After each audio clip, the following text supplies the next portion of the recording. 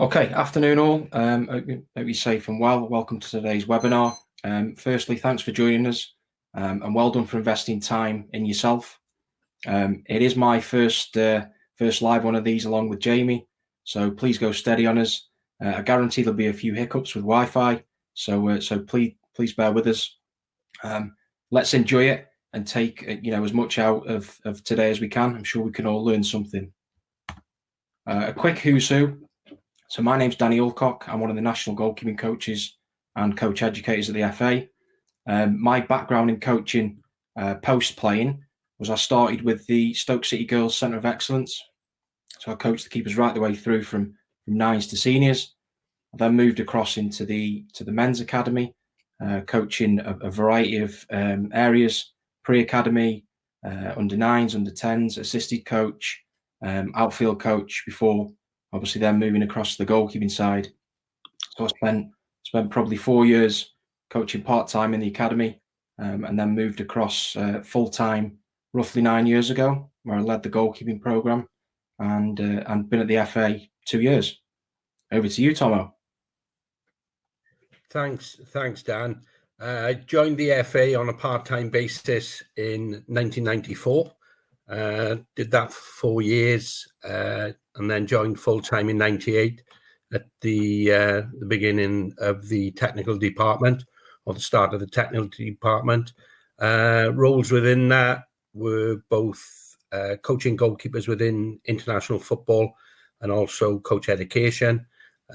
So I did 16 years with the under 21s, and then around about three and a half years ago, moved across and just purely work in coach education now, looking after the management level ones right the way through to the UEFA Goalkeeping A license. Yes, Jamie? Thanks, Tomo. So my name's Jamie Annerson. I had a brief playing career up to the age of 24, and then upon exiting the professional game, I started working in education as a teaching assistant within a primary school, whilst sort of finishing off my university degree and coaching badges. Started working in a part-time capacity at Sheffield United's Boys Academy before taking over the goalkeeper program there in a full-time capacity. And then for the last 2.5 years, picked up my current role as the women's youth goalkeeper coach, working across the girls' pathway from under 14 through to under 21 and supporting that transition to the senior level. Thanks, Jamie. So I'm a performance analyst for FA Education. So I'm hopefully going to try and help support the lads who are going to obviously provide their insight today. There's over 260 people live on this webinar, so I'm going to try and man some of the chat comments and try and get that across to the guys to get questions answered. Just to make this clear, this will also go on the FA Learning YouTube page, so you can go and watch it back in terms of the slides and the insight and discussion around the presentation. Over to you, Danny. Thanks, Matt. So webinar agenda for today, guys. So the first one, which is going to be run by myself, we're going to look at some top tips when planning and delivering outfield sessions with no goalkeeping coach available.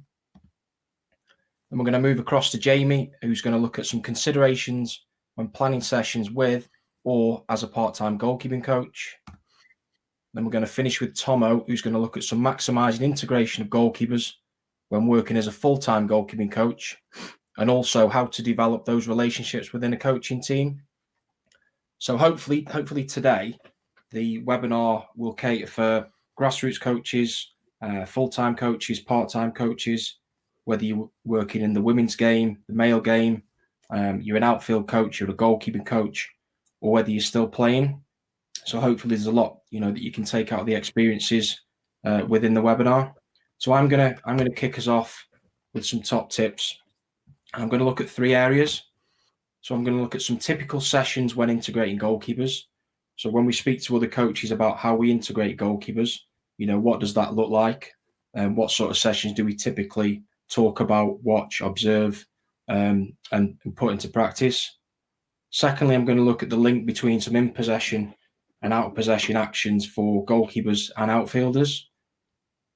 And the last one, I'm going to look at how we can link some variety distribution within our practices. I'm conscious that not all practices are the same. They'll have different trade-offs with distribution. So hopefully we can provide that sort of link. So first one, just cast your eyes over that. So that's a typical possession practice, 7v7. So 6 outfielders on each team with a goalkeeper in the middle of a practice. So for the next 20 seconds or so, I'd like you to populate in the chat or write it down or whatever think in your mind 2 advantages of goalkeepers being in the middle of a possession practice and 2 disadvantages of goalkeepers being in the middle of a possession practice. I'll give you 20 seconds. Start populating in the chat for me.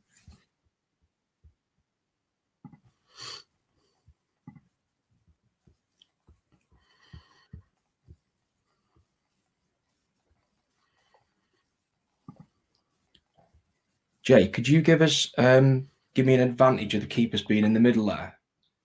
Yeah, I think the first advantage that comes to my mind with a practice that's on the screen would be obviously the opportunity for the goalkeepers to play in tight areas whilst under high pressure. Okay, you elaborate a little bit more on what you mean by that, Jay. Obviously, it's close in terms of distance. The goalkeepers are going to be experiencing pressure from multiple directions, which they're going to have to be aware of. Potentially might have to stay on the ball at certain times and get away from an opposition player to maintain possession of the ball. And I think obviously just the fact that the goalkeeper's in the middle of that session, it's going to ramp up the challenge in terms of how clean they need to be with their passes and the quality of their first touches. Brilliant. Tomo, can I come to you for a potential disadvantage? The game actually goes around them, so it becomes a 360-degree game, which is obviously for goalkeepers. They play at 180 degrees, so they play with everything in front of them. So as Jamie mentioned there about the pressure, there will be times that they'll be pressured from the back, which obviously doesn't happen during the game. It's probably, and you'll come on to it later, Dan, about the in possession model and obviously whether you play out or whether you play through. With this, because everything is so tight, it's very difficult for the goalkeeper to pick up the pictures that they will see within a game related practice. Okay. Just to add on some of that, so obviously our topic today is integrating goalkeepers in the team session. There's some nice stuff coming in the chat about the social aspects of involving them within the team and linking in that respect across the 4 corners. Yeah, absolutely, Matt. There's certainly lots of trade-offs from the 4-corner model, and hopefully some of those will be explored as we move through. There's definitely not a right or wrong with this. So whether it's a disadvantage or an advantage of them being in the middle, I'm just going to try and touch on some of the things that you tend to see in a game type of practice. So Tom, I'm with you, and possibly a small change to this practice is now a 6v6 with 2 goalkeepers, but they're actually on the sides of the practice, so they are in that 180 view. And for those listening, I just want you to think about this. So this is exactly the same practice, but they're now in that 18-yard box that would be realistic to the game. If obviously you're coaching the foundation phase, those boxes would be smaller. The 18-yard box would be reduced in size, but as a reference point, this is what the goalkeeper would see in the game. So I'm not changing this practice. It's still that size, but I just want you to imagine that they are faced with an 18-yard box behind them, and it's what they're used to. So by being 180 and playing, on the sides of the practice or on the width, if you like, they are now in their normal positions, still having to support wherever needed. So if they are pressed from a variety of spaces and areas, obviously they've got to move and they've got to support. Possibly now they're having to support on the opposite side of the box because the pressure's coming from a different area now. So hopefully that visual of the 18-yard box just gives you an understanding of why we might look to change where the keepers are in the middle and look to put them on the width of the practice. Going to move in now to the link between some in and out possession actions. I'm going to try to touch on not just the goalkeeping here, but the outfield as well. So for those outfield coaches listening in, there's definitely some cues and ideas that, you know, hopefully I'll pose in the next bit. I think actually that picture, Rambo, replicates my session. So fortunately enough, I selected the right one there. I think I did okay with that one. There's some good comments coming in from the chat just about how you don't know, especially at youth development pathway, whether your goalkeeper at that point might be an outfield player later on in his time. So actually integrating your goalkeepers throughout your team sessions gives a benefit that way. Absolutely. And you look at some of the top high profile goalkeepers, De Gea, Butland, Hart, you know, they all started as outfielders. So we're not saying that you always start in goal. There's definitely a trade-off between playing as an outfielder right the way through the pathway. So yeah, some great comments coming in there as I can see. Slight change to the practice now. So the poles replicate goals. If you haven't got poles, these could be cones. If you've got goals, great, put them in there. It's a 6v6 in the middle, so it's the same amount of players as I've touched on before. The area and size, I guess that is dependent on the players you've got. So your R2B coach is to work out, you know, age and stage. What do they need? What areas are they comfortable in? Is the area too tight? Is it too big? So, you know, I'm not gonna guarantee an area. That's up to you to choose the size and what you think's right for your players. So reds would be shooting that way. Whites would be shooting that way. Just have a read of the simple rule.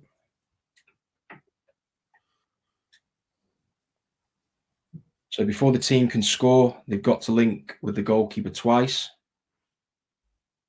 which just allows the maximal integration of the goalkeeper. He's got to, you know, he's been forced to use his feet. Team can't just go from end to end to score. It's got to link through the goalkeeper. Danny, can I just sort of ask on that some of the technical qualities you're looking at for your goalkeeper in this practice? Yeah, so obviously, Matt, when I move to the next bit, we'll talk about dealing with the ball under pressure. We'll talk about first touch direction, angles of support, being competent to receive under severe pressure, how you manipulate the ball if you're being pressed. There's lots of different actions in possession. Out of possessions, obviously, then you're into big saves, foot saves, blocks, spreads. So there's a load of technical actions that'll come out in this practice for sure. So as I said, the yellow boxes are just a guidance. If you've got a keeper that, you know, is really competent, he's really calm, he can deal with the ball under pressure, then you may allow the strikers to go and press him. You know, he's one of those who's got real good technical skills, Matt, and he's able to retain possession of the ball. If the purple goalkeeper down the other end isn't so competent, you know, you might say that he can't be pressed to start with. You might just give him some more time to be able to deal with the ball back to him. So he's got a chance to use the width of the practice. He's got a lot more depth. If he then starts to become more confident, he can step in front of the goals. And then if he becomes extremely confident, he's able to step in front of that white line. So those areas are just guidance. And I guess, again, I'll refer to the fact that it's the art of the coach to decide the flow of the practice and what the constraints look like. From an outfield point of view, with the in-possession actions, there's definitely some opportunity to dominate possession in territory, show control and patience, which links back to our FA principles within possession, and look forward, play forward. There's definitely some opportunities to hit the outcomes from an in-possession point of view if you're an outfield player in this practice as well. I'm just going to flip you now to the out-of-possession actions for the goalkeeper and the outfielders. So we're imagining that purple keeper's just threaded the eye of a needle with that pass through to the white striker at the top of the screen. So what that means for the goalkeeper now is obviously he needs to recover it to try and make a save in the yellow goal. Defenders got to try and recover, stop, win the 1v1 duel, get back into position, try and force play possibly the other way, stop the shot. And for the goalkeeper now, if the ball's switched, he's got to sprint across again to try and, you know, prevent the ball from going in the opposite goal. So the trade-off between in and out possession actions there is definitely evident. I think it's a real simple practice to try and bring out a little bit of both. Jay, Tomo, is there anything I've missed there?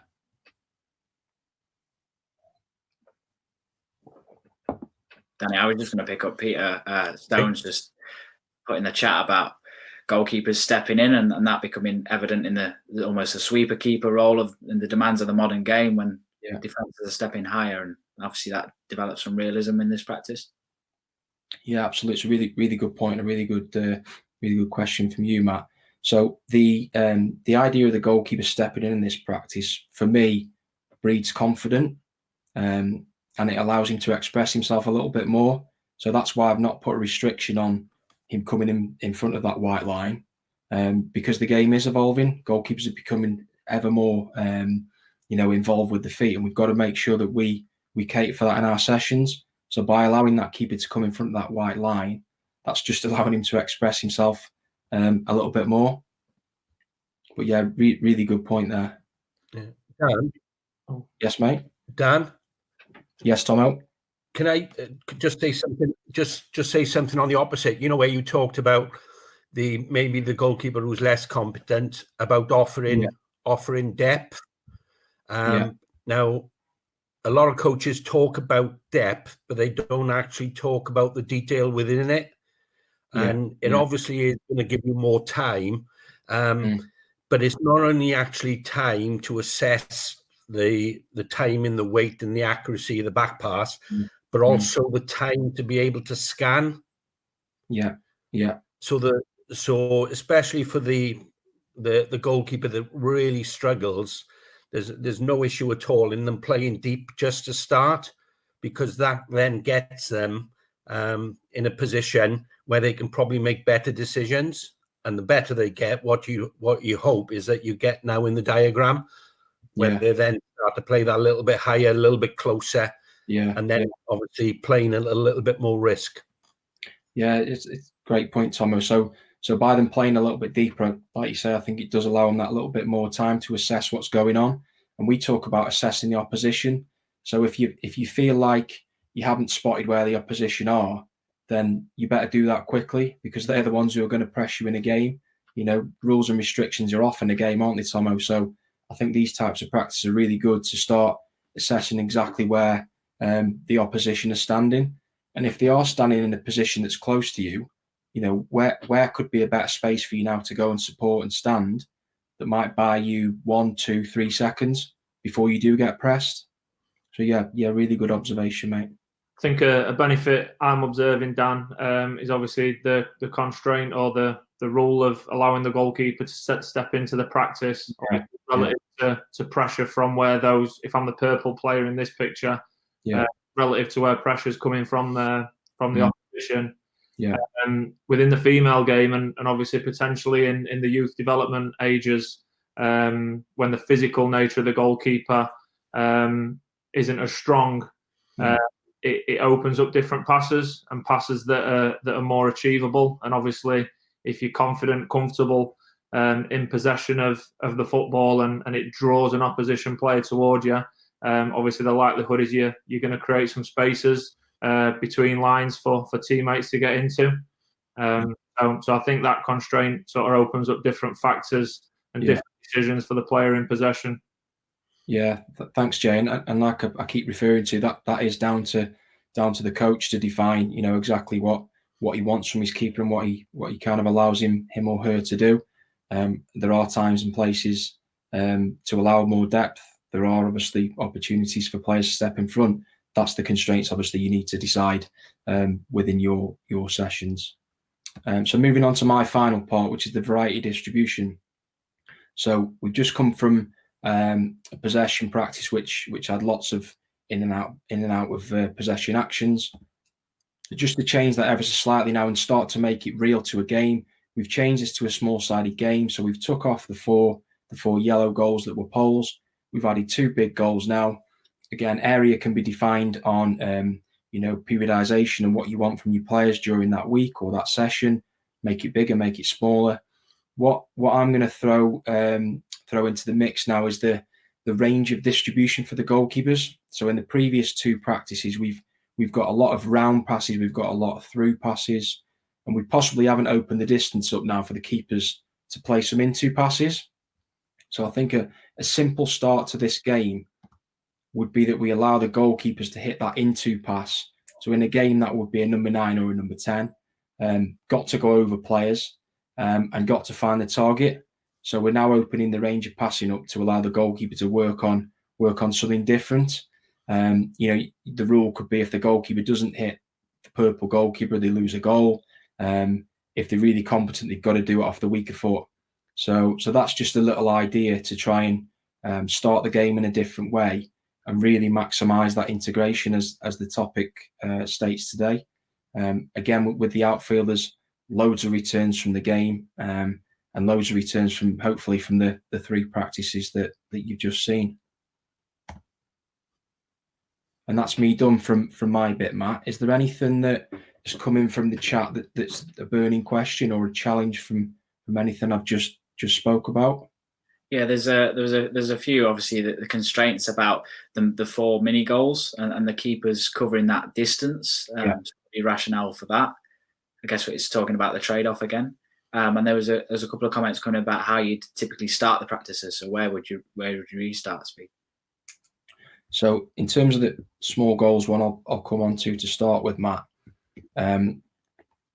Age and stage will obviously depend on the distances that the goalkeepers can cover. So if you're asking a 9-year-old to run 30 yards in distance, I think you're being unrealistic. So I think you've got to think about, is the player someone who needs shorter distances? Is he maybe able to cope with bigger distances? There's no saying that down the purple end of the pitch with the purple goalkeeper, he couldn't have wider goals, and the yellow goalkeeper couldn't be tighter. That's up to you to decide on how you constrain that. But yeah, change it and adapt it to whatever age and stage the players are at. And in terms of where the practice would start, I would always try and start this practice with the keepers. So whether it's a ball that's fed from the side into the goalkeeper, or whether it's the goalkeeper has to run and fetch a ball to start the practice, I think that gives him another touch and it enables him to feel even more part of the practice. Cool. And just to finish off on that, how would you sort of integrate your other coaches within that if you were doing it within a session, and what would happen if you only had one goalkeeper, for instance? Yeah, so Matt, that session could be led by a goalkeeping coach on his own or her own. It could be led by an outfield coach on their own with no goalkeeping coach available. So what I would do if I was dealing with that practice with one goalkeeper, you could use an outfielder to be one of the goalkeepers at the other end. You could chop and change that. You could only allow the outfield player to use his feet to make blocks. So the constraints of stopping shots, getting tight, forcing players wide. There's lots of different things that the outfield players would benefit from being that end player, and then you can rotate them around to have a go at it, for sure. Yeah, so there's some great questions coming in, so keep them coming. Which obviously move on to Jamie's section to continue our next discussion. Brilliant. Over to you, Jay. Okay, thanks, Dan. I think the last question that just came up then around how that might work, or the integration with the greater coaching team, some of that might come out in my section and Tomo's. So I think with regards to planning sessions with or as part of a part-time goalkeeper coach, there's some general considerations first. I think in terms of identifying what some of those challenges and barriers are in the first instance, and then being able to have that two-way conversation between part-time goalkeeper coach, full-time goalkeeper coach, and the greater coaching team is obviously then going to generate some conversations around finding some solutions, ultimately in order to ensure that player development is at the centre of that, and as a collective you're able to maximise those opportunities. So I think, as I say, there's some general things to consider first. We wanted to pose a bit of a scenario, really, to start this section. And I think it's a scenario that might be familiar to quite a few of the people that are on the call, either working in a boys' academy or within a girls' RTC. So your part-time goalkeeper coach, predominantly working with the youth development phase, under 13 to under 16, but they've got a job in another industry. And ultimately that only allows them to arrive at training 30 minutes prior to the session start time. And then there's a bolt onto the scenario that the same coach, they're occasionally asked to cover aspects of the under 18 and the under 23 professional development phase program. So typical example for that could be I'm a school teacher, I coach in the evening with the academy or the RTC, but during the school holidays when my timetable's a little bit more flexible, I'm often asked to work within the daytime program with the older players. So as a little task, if that's something that's common for you in your environment, or if you were faced with this scenario, just spend 30 seconds or so just noting down some of the factors that you'd consider in order to effectively integrate your goalkeepers if this was the scenario that you faced. And similar to the part on Danny's bit, any suggestions, just start to populate them into the chat. Just as we go through the next bit, I'm sure there's going to be things that we miss. So it'd be fantastic to get everyone else's thoughts and considerations, as I say, to tackle a potential scenario that's common for a lot of people. Yeah, there's some comments in the chat saying it sounds a familiar sort of scenario and the situation that they have to deal with. Okay, so starting with the first part of the scenario. So goalkeeper coach only able to arrive 30 minutes prior to the session start time. Nice little thinking emoji there, what Danny put in earlier. So the first thing that I'd encourage you to consider is around really maximising that time. So following the session that you've just delivered, whilst all the coaching staff are in the building, obviously that presents a great opportunity and a great time to start thinking ahead, and really having an emphasis towards the plan, do, review model. Obviously taking those things that you might have just reviewed or things that you found important from the session you've just delivered, beginning to have those initial thoughts of how you're going to integrate that and be purposeful with planning that into the upcoming session that you're about to deliver in the next coming days' time. The next thing I'd add on to that is around the collaboration. So obviously considering the conversations that you've begun to initiate, having that conversation ongoing with the coaching staff that it concerns is an obvious way to continue to pick that up moving forward. But I think it's really important that you are able to identify what works best for you and what works best for your team. So is it something over email? Is it phone calls? Is it utilising WhatsApp to be able to have those conversations? And then also the shared platforms for session planning are obviously an advantage as well. So do you do that by Google? Is it something on the PMA or other platforms that are out there, which obviously gives the opportunity for coaches to be on the same page? It opens up an opportunity to challenge. So if you don't feel like the needs of the goalkeeper are being met in a particular part, by being on the front foot and opening that challenge up to the coaching staff that you're working with, I think allows everyone's objectives, or a better chance for everyone's objectives to be met. The third thing to consider was around the organisation and session objectives. So bearing in mind the tight time frames of only being able to arrive 30 minutes before the session, I think this allows an opportunity to get creative and also sort of present some player ownership and player responsibilities. So be that around them supporting getting the equipment where it needs to be, an understanding of if they're going in with the outfield staff straight away, they're aware of that, and then utilising that time between sessions. Again, it might be with some virtual platforms such as Huddle, or if you've not got access to those learning tools, it might be communication through parents, but sharing those learning objectives with the players beforehand so they've got a good lens on what they're going to be arriving and doing. If that can be supported by any video clips and things like that, obviously that would support the players prior to that session. So typically on the international camps, and I'm sure a lot of you deliver it within your own environments, a session briefing would take place where the players, a lot of learning is done in the classroom with the players prior to going to the pitch. I think thinking creatively and sharing those objectives with players beforehand will obviously help you to maximise your time out on the pitch, and obviously the integration of the players within the sessions.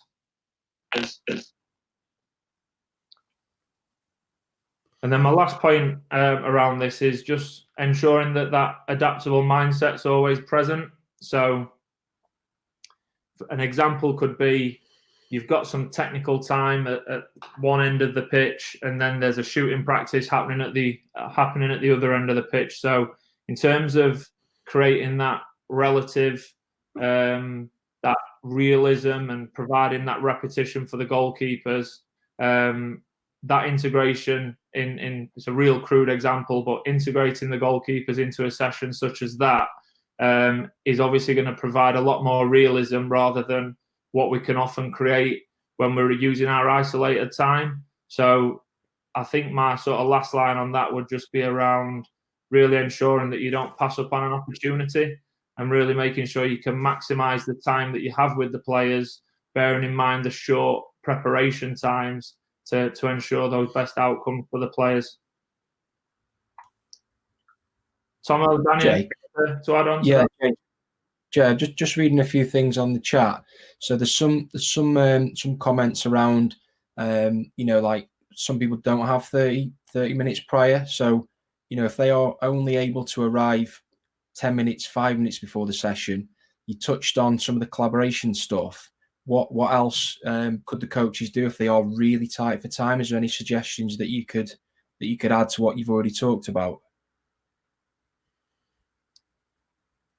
Yeah, I think ultimately it's trying to make the best use of the time that's available, and really encouraging and having those relationships with the staff that you're working with, to ensure that once you enter that field, or once the session's starting, that there's absolute clarity over the objectives and what you're trying to deliver.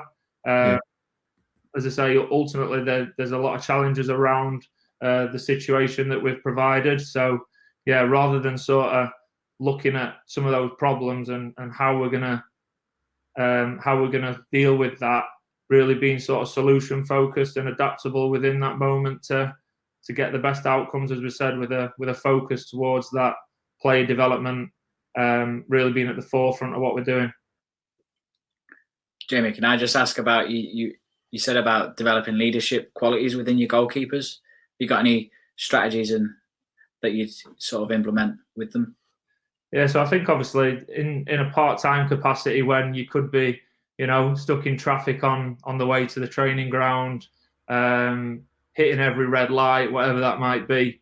I think an easy one to do that is around either discussing with the goalkeeper group who could be the best person to support with equipment, where does that equipment need to be, are the balls pumped up, all those things that if no sort of responsibilities have been discussed with the players and we arrive at the training ground and there's things that we've not done, obviously make my job harder, and ultimately the quality of the session around not having those things in place is going to be challenged and obviously will be hindered. Peter Earl sort of said in the chat about working with the goalkeeper and the outfield players to work on what's gone before in last week's training session as a starting point, and then you arrive and you can obviously build on that as a progression. Yeah, definitely, and I think that links back to the first point around maximising time. So I know the context I spoke about was much between the coaches, with respect taking learnings from the session completed, and looking at what that might look like in the upcoming session. But I think it's a great example in terms of how you can discuss that responsibility of the players and taking those learnings forward from the session, and obviously incorporating those into that process, really, around taking those learnings and implementing moving forward.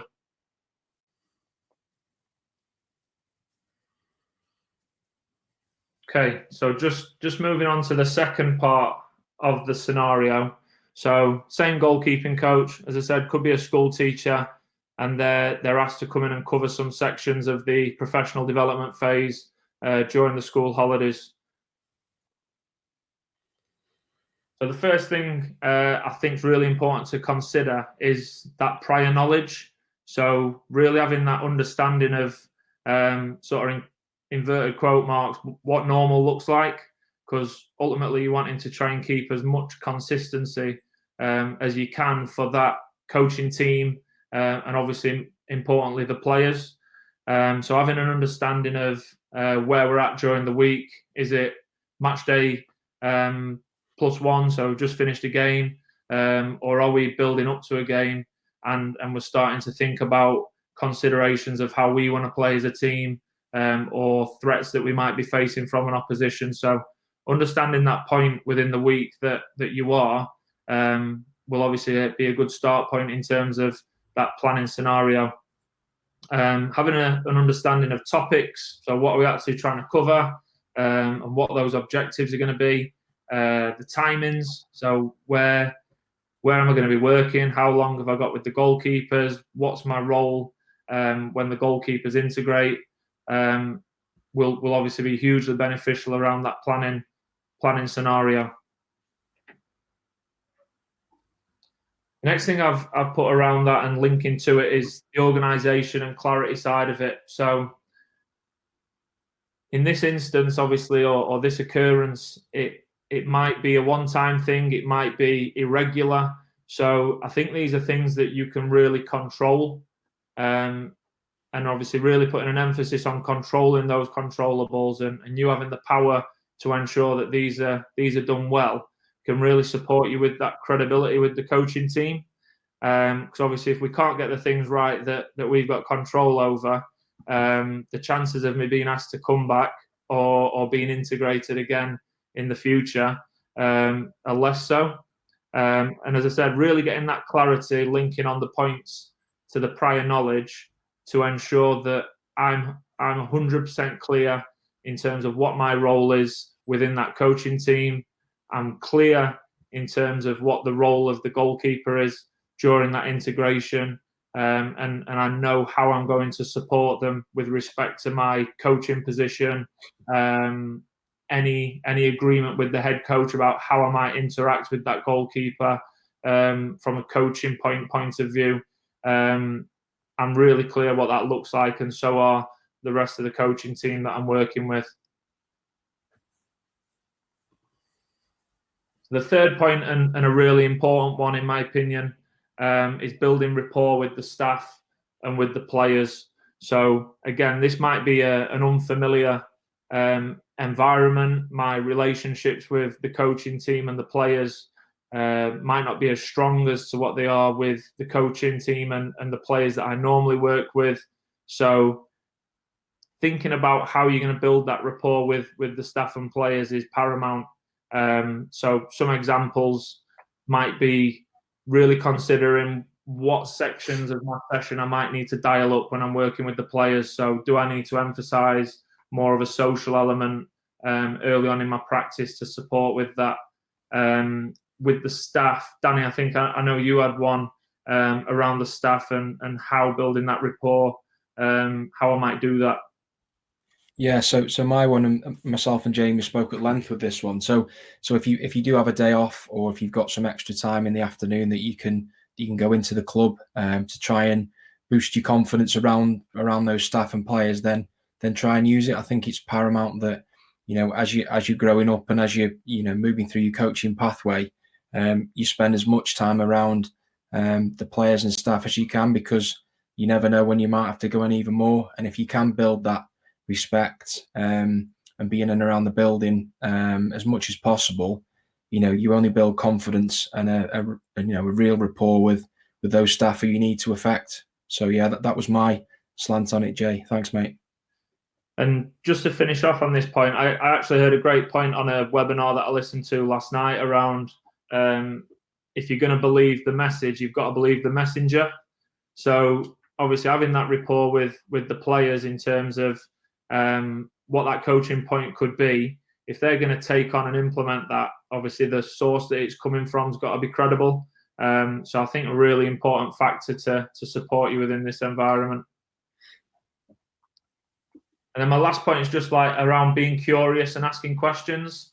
So recognizing that obviously it's a fantastic opportunity to be involved within this environment, higher up the pathway to what's potentially normal for you, and really being curious to ask those questions to support your development, because ultimately I think having that lens or that eye on what it looks like higher up the pathway, it's a little bit closer to senior football and the end game. Obviously that's going to support you taking that back down with the players that you more commonly work with.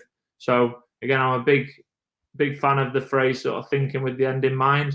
So if we know what the end point looks like, it's definitely going to help me working with the players and with the goalkeepers of a younger age, lower down the pathway. So really maximising the opportunity that's on hand, being inquisitive, asking questions, wanting to learn, and then really thinking what that means for you in your daily practice and within your work in terms of its application.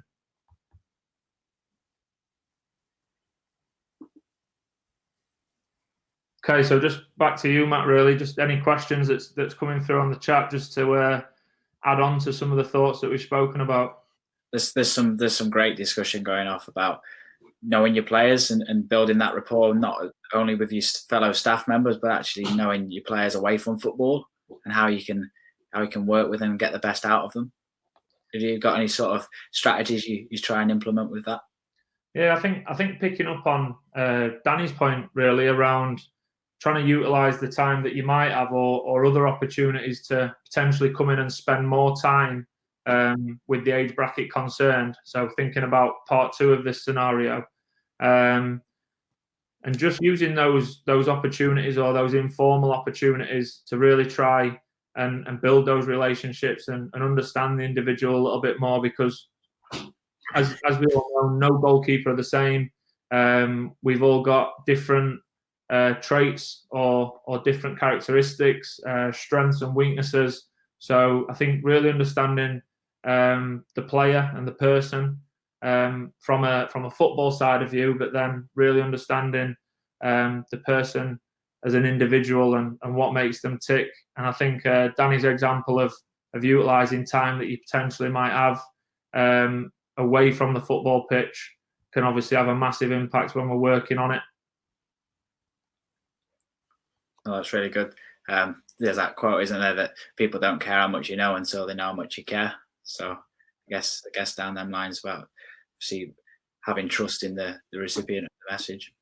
Yeah, definitely. And I think it's embracing the individual and making them feel important, special, and that's what you see them as. You don't just see them as another number or another body in the building. I think that's a great quote and a great way to put it. Jay, there's some really good comments coming through again, as Matt's already alluded to. Just one thing that's come through about if you are the outfield coach planning without a goalkeeping coach and you don't know too much about goalkeeping and what it means, then there are the level 1 and level 2 and online resources that you can go and source to find out a little bit more about what goalkeeping is all about. If you don't know too much, then go and source it and find it, because I think if we're expecting that we're being accepted as goalkeeping coaches to deliver practices, deliver outfield content, we would have to go and find out and broaden our knowledge. So on the flip side, if there are the outfield coaches on the call that are thinking, I don't know too much, I'm not sure how I would integrate and when I do plan, then go and find out and challenge other people and gain some experience from other goalkeeping coaches or fellow outfield coaches that might know a little bit more than you currently do. So there's lots of different ways. But yeah, really good comment that's just come through there.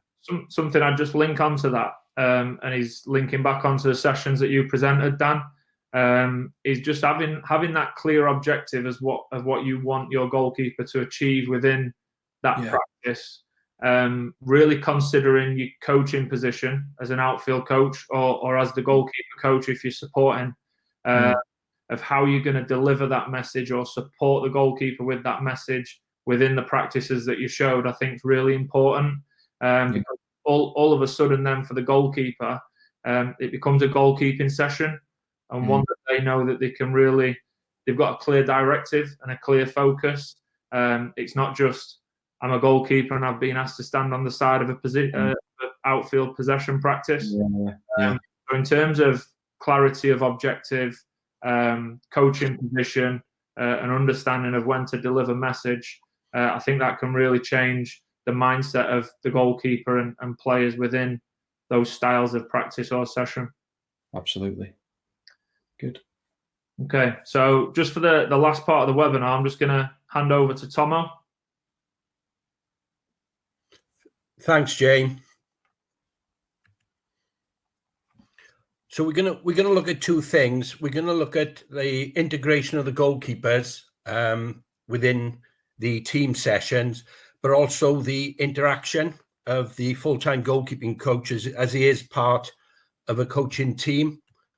What I'd like you to do initially is just to have a look at the cycle. Now, what you have there is UEFA words. So if you're working as a full-time goalkeeping coach, very likely that you would be going through the UEFA pathway at some stage, and they talk about reality-based learning. And these are the things they talk about. So they talk about analysis, they talk about design, they talk about training, and they're talking about reflect. Now, as coaches, you probably use different language, but I think this is something that you're doing pretty much every day. So in terms of analysis, you'd be observing your player or your goalkeeper, whatever, or your team or your unit, and you'll be analyzing their performance. Yeah, what are they doing well? What do they need a little bit of help with? Now, once you have those sort of discussions as a coaching team, you then need to think about, okay, they need some help with this. So maybe we ought to think about designing this certain type of practice. After the design stage, you're going to go out. UEFA use the word train. You might use the word practical or practice or session. And then finally, you have a reflection period. And it just works a full cycle. So all I'm going to do is just go through some critical things. And as I said, I've split it up two ways. I've classed the first part as football thinking, and I've classed the second part as behavioral thinking. So there's 1,000,001 things that could, as a full-time goalkeeping coach, that you would need to deal with. But these are just give you some examples of what could be some of the biggest challenges you might face. I've talked about theme and realism, and I really think this is important. I've worked in an environment myself where the planning is done on the morning of the training, and you're waiting on numbers. So you're in a situation where you think you've got 14 players, then you've got 15, might have 17. You might have 2 goalkeepers, might have 3 goalkeepers. But I think it's really important. The earliest this can be done, the better. And if that means organising the day before, then for me, that is the answer. One of the problems we had with the international teams is we maybe go to another country to play a game, and we'd only have one pitch. So you've got 23 players, you've got one pitch. You want to use a carousel type practice from one to the other. And sometimes that could be frustrating, because as a goalkeeping coach, you'd obviously want a specific area in your mind that you'd want to work on. So you'd need to be really flexible, really adaptable.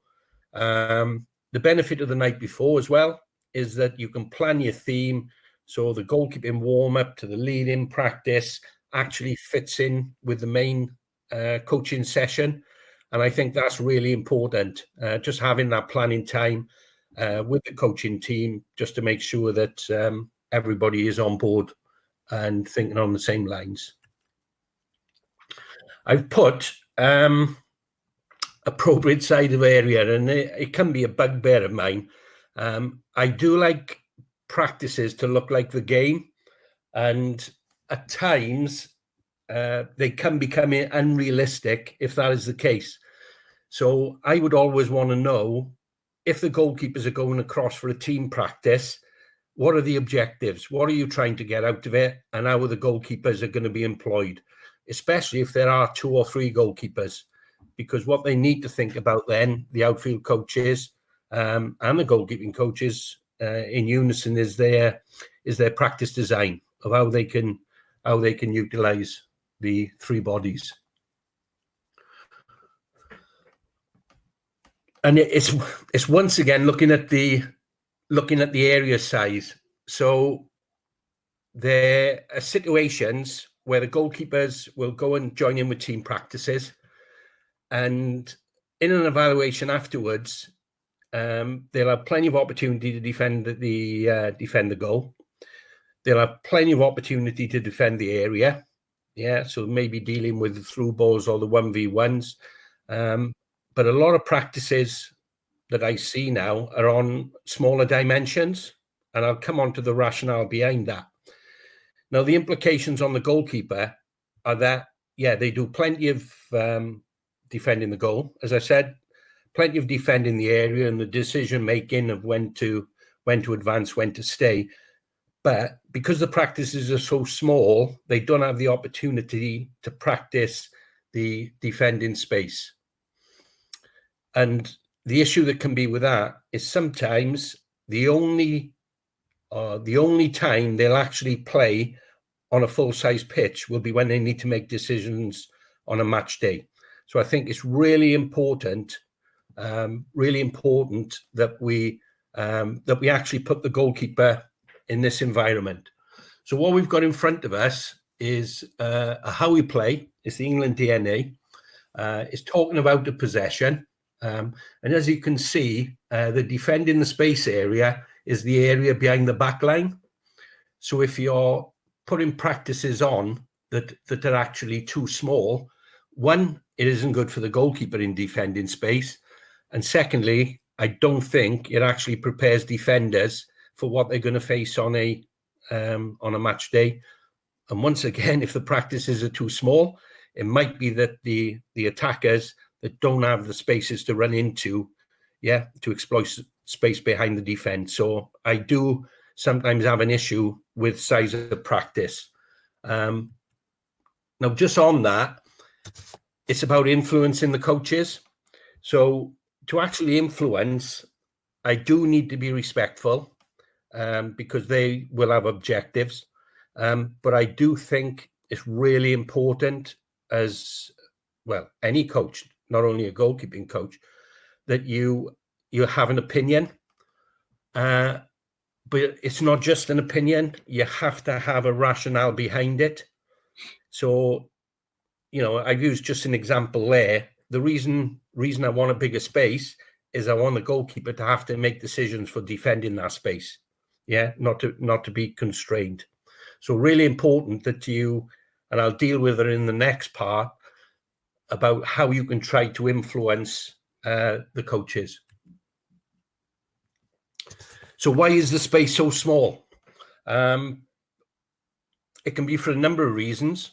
It can be that obviously you're restricted to one size pitch and you've got too many bodies. So it might be that's one of the constraints, or it might be that it's support staff, and it might be that the sports science department, they are a little bit concerned about the size of the practice, maybe the intensity that is on the players. So by reducing the practice, obviously the outfield players won't have as far to run, but that actually doesn't help the goalkeepers. So it's getting into some sort of discussion, can be a debate on the trade-off. And what I would try and consider would be, is there any way we can have a bigger practice, but reduce the time that the the players that are involved in it, and maybe give them a little bit more rest if need be. But for a goalkeeping coach, I think it can be frustrating if the goalkeepers aren't playing in the realistic areas until they play in a match. Just my opinion, but hopefully something to think about.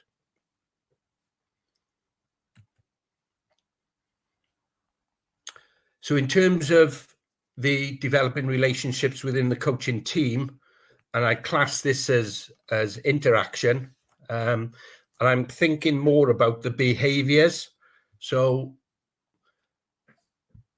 there's a lot of people involved in football, and no personality, no character is exactly the same. So it's having that understanding that you're going to have to deal with all different types, all different emotions, and just putting yourself in a position, sometimes in their shoes as well. And it might be something that we'll bring up later when we talk about within the coaching staff. So as best as you can, you need to know yourself, but likewise, you need to know the other staff and how they work and what makes them tick. We're talking here about chemistry and dynamics. It's really important for me is just as at the pre-session planning stage that you have everything agreed. I think with regard to detail now, when you're working with the players, when you have intervention with the players, that everybody's clear exactly what the messages are, just so that certainly you should never have friction in front of the players. As coaches, I think it's healthy to have debate and difference of opinion, but I think that's always got to be done in the four walls.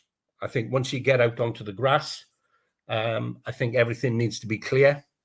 It needs to be united, and you don't want any conflicting messages. So I think that's an area that you probably need to work on.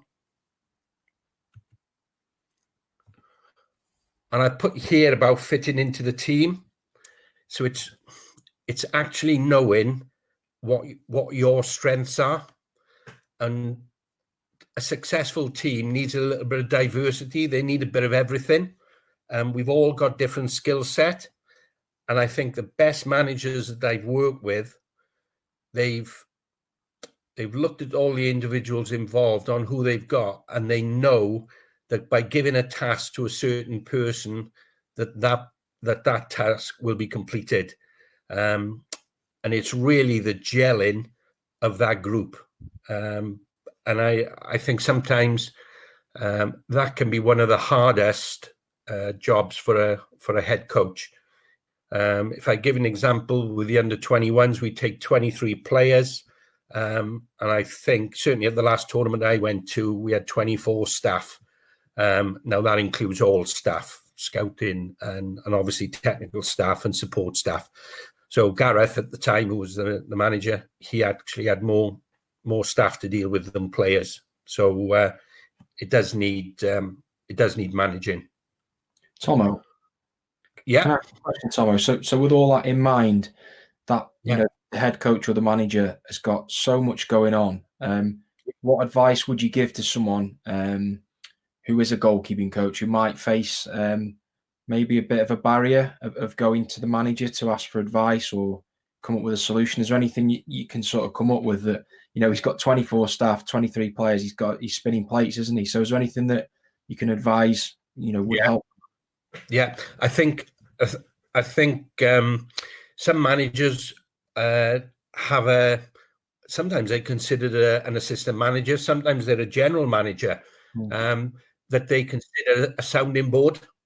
And there are certain things that, 4 days before a match, that you could go to the manager and say, I got a bit of an issue with this, or I've got a bit of an issue with that, and it's not a problem. But certainly, the closer you get to game time, the more the focus for the manager becomes on that 90 minutes, and they need a sounding board. And that sounding board can be different people. If it's if it's logistics, you know, you've all been on the road with international teams.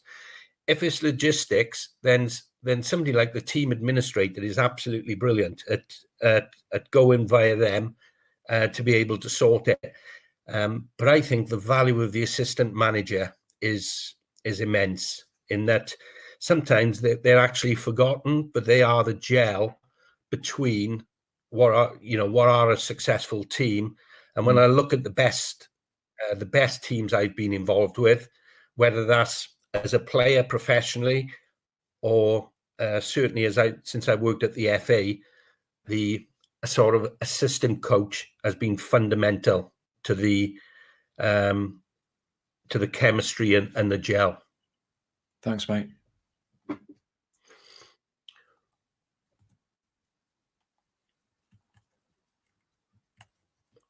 Okay, and I put boundaries there, and I put a few question marks, because this is another one where we talk about group dynamics.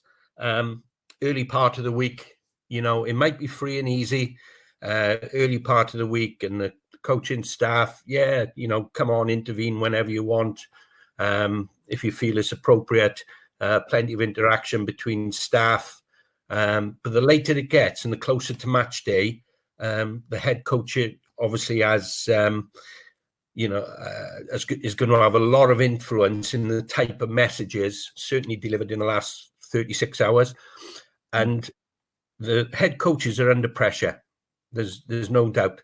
So it's actually being able to manage it and see where you fit and know what is appropriate, what isn't appropriate.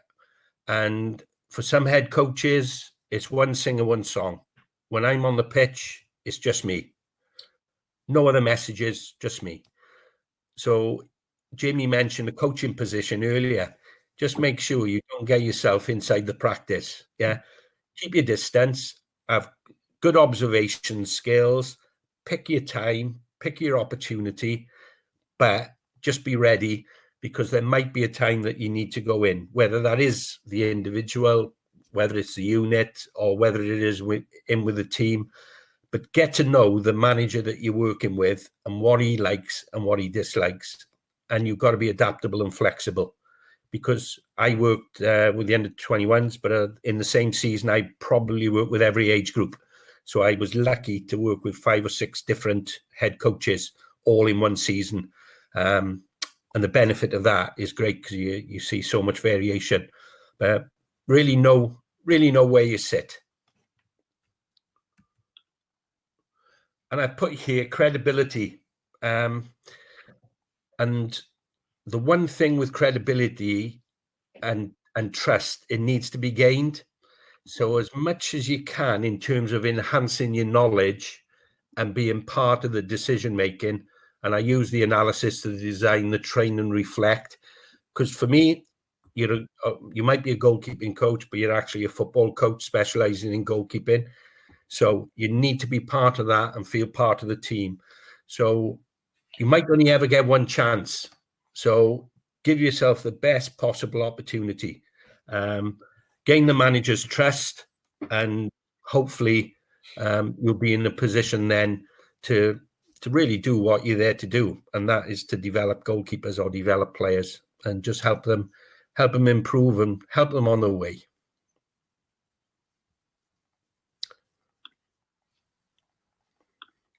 Okay, Matt. Yeah, good. I just got a question about integration of, say, if you're working on a topic as your goalkeeping team, if the outfielders work on that topic as well, and the translation between the two and how it can enhance practice. What would your sort of suggestions be on that?